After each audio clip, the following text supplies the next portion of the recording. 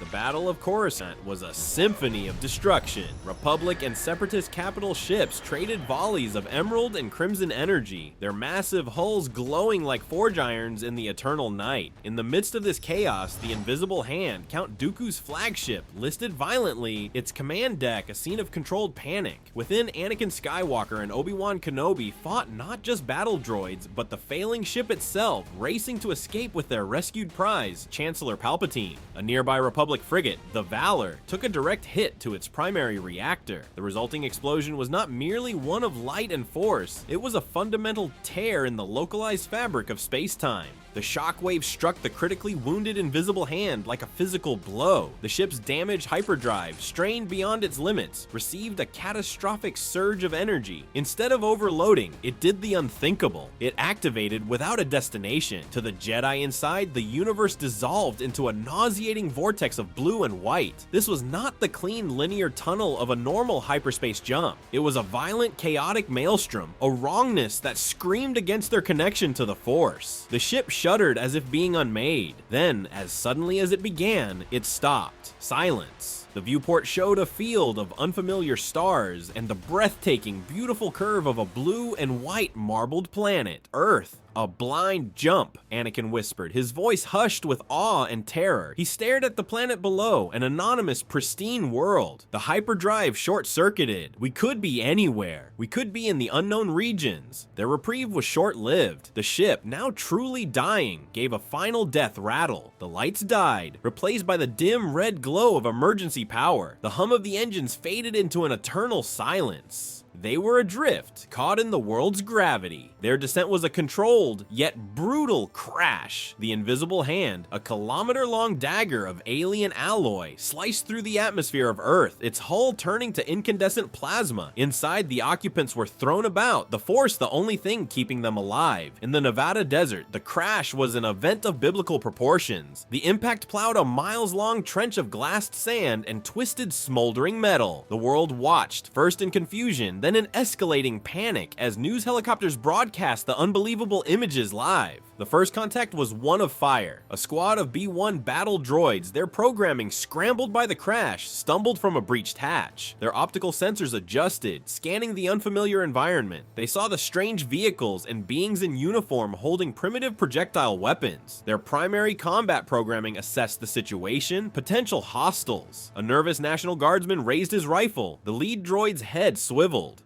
"Hey, you, identify yourself," it screeched. When no recognized code was returned, its programming defaulted. It raised its blaster rifle. The sound was unlike anything on Earth. A sharp, searing crack hiss. A bolt of coherent red energy vaporized a fist-sized hole in a Humvee's engine block, which promptly burst into flames. The subsequent roar of small arms fire was deafening and utterly futile against the droid's armor. It was a slaughter. From the smoky hatchway, two figures emerged, one in black, one in brown. They took in the scene in a millisecond. Two cylinders slid into their hands. With the iconic snap hiss, twin beams of pure energy erupted forth. They moved like avenging spirits. Blaster bolts that meant certain death for the soldiers were deflected with casual flicks of the wrist, sent back to strike the droids that fired them. They leapt impossible distances, their blades becoming blurs of light that carved through droid limbs and torsos with effortless precision. In less than a minute, the squad was a pile of dismembered, sparking components. Anakin deactivated his lightsaber. The desert air was silent save for the crackle of fire. He looked at the stunned, terrified soldiers, their weapons now trained shakily on him. He saw only primal fear. Obi-Wan stepped forward, slowly, deliberately. He raised his empty hands. "We are not your enemies," he said, his voice calm and authoritative. The standoff was broken by the arrival of black government SUVs. Men in dark suits emerged, their hands drifting toward concealed weapons. It was Chancellor Palpatine who emerged from the ship next, using the Force to smooth his robes and project an aura of wounded dignity. "Gentlemen, please," he said, his voice a soothing, statesman-like baritone. "There is no need for hostility. We are victims of a terrible accident, visitors from a distant republic. My name is Chancellor Sheev Palpatine. These are my protectors. We appear to be lost." His performance was masterful. He was the one thing in the madness the men in suits could understand. A politician. Under a tense truce, they were taken to a deep, ultra-secure bunker. The debriefing was a clash of realities. "You are on a planet called Earth," the lead agent began. "Earth?" Obi-Wan repeated. "This system is not on any navigational chart. You are isolated. Our fastest spacecraft take nearly a year to reach Mars," a scientist added. Anakin couldn't suppress a snort. A year? A Corellian freighter could make the Kessel Run in less than 12 parsecs. The scientists stared, baffled. The Jedi learned of a world fractured into hundreds of nations. Earth learned of a galaxy-spanning republic, a massive war, and the Force. Palpatine steered the narrative, painting a picture of a simple war against monstrous separatists, presenting himself as the noble leader and the Jedi as guardians. But his real focus was the wreck. It was a treasure trove, hyperdrives, energy weapons, deflector shields. He positioned himself as the benevolent benefactor, offering piecemeal technical insights, enough to catapult human technology forward by centuries, but ensuring they remained utterly dependent on him. Anakin, frustrated with politics, found his place with the engineers and soldiers. He connected with a driven Air Force Colonel, Eva Rostova. In a top-secret hangar, they achieved the impossible, building Earth's first functional starfighter. It was a hybrid with the frame of an F-15 Eagle, but powered by a salvaged ion engine and armed with laser cannons. When Anakin took it for its maiden flight, breaking the atmosphere and dancing among the stars, he became a legend, Earth's champion.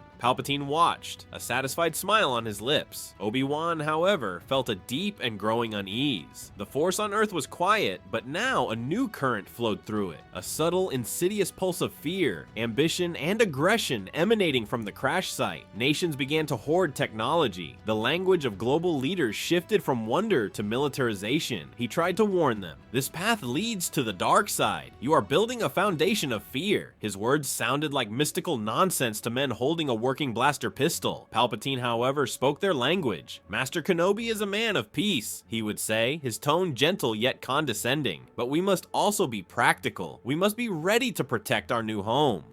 The schism between the Jedi grew.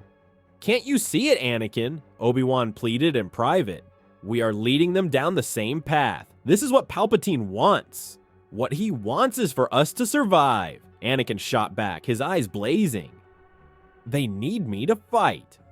The crisis broke 6 months later. A deep space radar array, modified with salvaged technology, detected a massive object dropping from hyperspace at the edge of the solar system. A single ship, a Venator-class Star Destroyer, the Tribunal had followed their last desperate vector. Panic erupted in the command center. Palpatine's performance was perfect. "The time has come," he announced, his voice grave. "The Separatists have found us. We must show them that Earth is not defenseless." But Obi-Wan's blood ran cold. He felt the presence aboard that ship through the Force. It was cold, disciplined, loyal. It felt like the Republic.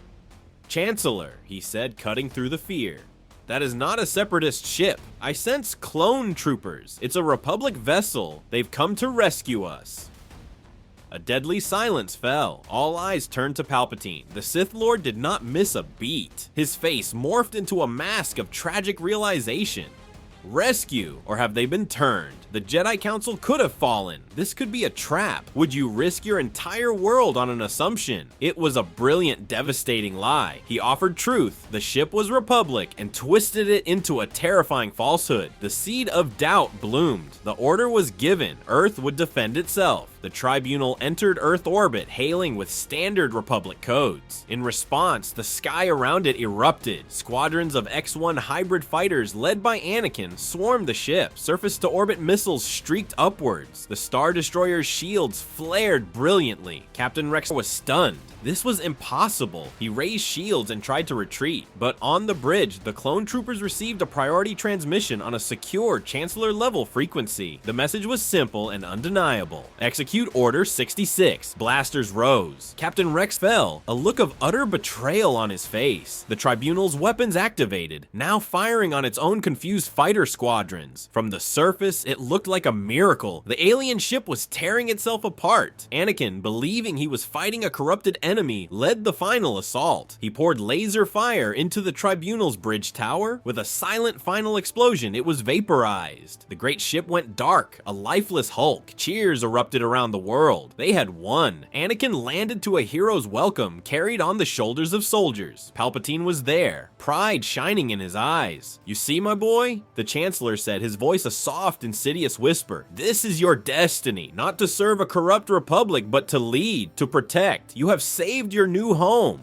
But Obi-Wan was not cheering. He stood apart, his face ashen. He had felt it all. The cold execution of Order 66, the wave of betrayal and death, and the triumphant dark side pulse that had emanated from the man now embracing Anakin. The truth finally crashed down upon him. The kindly Chancellor was the Sith Lord. He had manipulated them all. He had used Earth's fear to trick them into destroying their own rescuers. He had turned Anakin into the attack dog of the dark side and made him love it. As the planet celebrated, Obi-Wan Kenobi turned and walked away into the shadows. The victory parade faded behind him. The Galactic Empire had arrived with a rescue mission, and Earth had been manipulated into annihilating it. The war was over. Palpatine had won. Earth, armed with terrifying technology and led by a Jedi who believed he was a hero, was now the unsuspecting nucleus of a new Imperial power. Obi-Wan, the last Jedi, was alone, a fugitive on an alien world that hailed his greatest enemy as its savior. His fight was no longer for the Republic. It was for the soul of a planet that didn't even know it was already lost.